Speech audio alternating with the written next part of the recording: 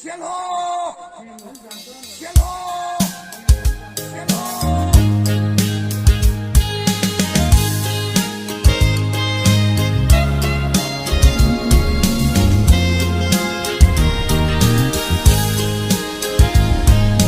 Kapiana sial khopui imoi chuange ichunga zaleng tin kan limza e udang wa khodang rek kan ngai ne le sui lung ruwa lin na wang kan nui za e unzi sial hok tan o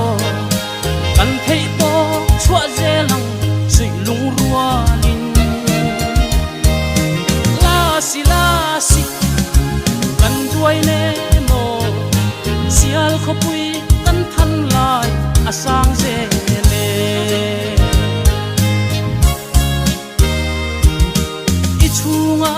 limte a tual kan chai na dil huan le mi lukhai le sikul ta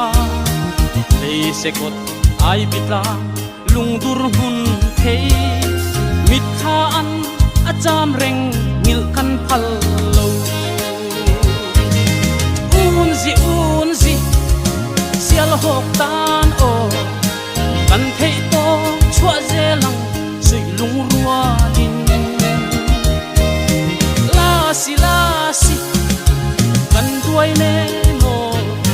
sial khopui kan than lai asang ze le tuna zong sial khopui khai choi le te ai zol le tlang rang aleng zong te sui lung ruwa in thei lai kan vor za e or tur ne khel muala kan lam sia we unzi sial hok tan o kan thei to chua zelang sui lung ruwa lin lasi kan duai ne mo sial khopui kan than lai asang ze le unzi lasi sial hok tan o kan thei to chua zelang sui lung ruwa lin unzi lasi kan duai ne mo sial khopui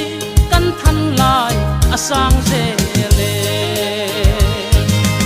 unzi lasi kan duai ne mo sial khopui kan than lai asang ze le unzi lasi kan duai ne mo sial khopui